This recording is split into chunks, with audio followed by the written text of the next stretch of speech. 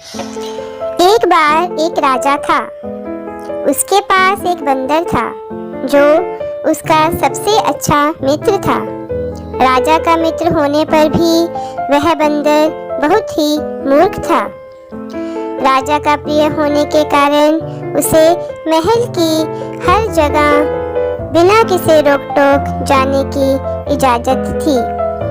उसे शाही तरीके से महल में इज्जत दी जाती थी और यहाँ तक कि वह राजा के कमरे में भी आराम से आ जा सकता था, जहाँ राजा के गोपनीय सेवकों को भी जाना मना था। एक दिन दोपहर का समय था। राजा अपने कमरे में आराम कर रहे थे। बंदर राजा को पंखा झल रहा था।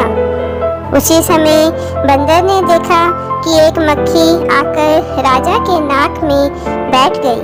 बंदर ने पंखे से मक्खी को भगाना चाहा। कुछ समय बाद वह मक्खी दोबारा से आकर राजा के नाक पर आकर बैठ गई। बंदर ने दोबारा उसे अपने पंखे से भगा दिया। थोड़ी देर बाद बंदर ने फिर से देखा, वही मक्खी फिर से आकर राजा के नाक पर बैठ जाती है। अब की बार बंदर क्रोधित हो गया और उसने मन बना लिया कि इस मक्खी को मार डालना ही इस परेशानी का हल है।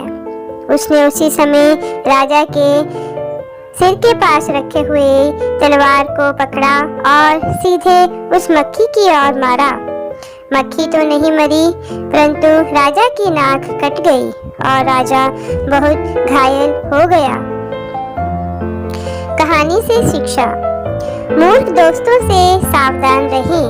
वे आपके दुश्मन से भी ज्यादा आपका नुकसान कर सकते हैं। धन्यवाद।